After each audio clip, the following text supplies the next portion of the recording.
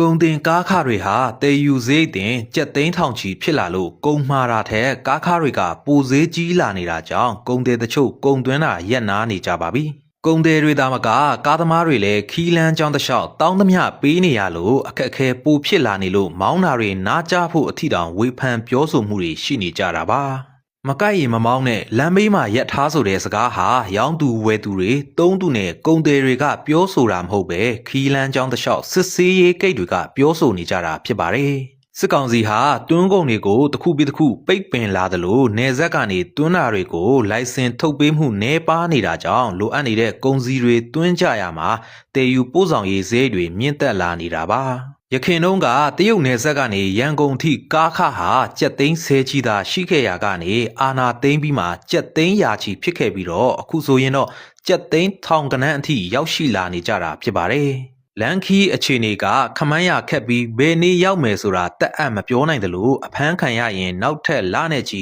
ကုန်ကားတွေဟာစစ်တပ်ဝင်းတွေထဲမှာပိတ်မိနေနိုင်လို့ပိုပြီးဆိုးဝါးလာနေပါတယ်။ကားခါတွေဟာကုန်တင်ကားတစ်စီးတန်ဖိုးထက်ဝက်နီးပါးတွေအထိဖြစ်လာနေပြီးကားတစ်စီးနေဆက်ကနေရန်ကုန်အထိချောချောမမို့ဖြတ်တန်းခွင့်ရဖို့ကြက်သိန်းရာချီထောင်ချီကားနေကြရတဲ့အထိဆိုးရွားနေတာပါ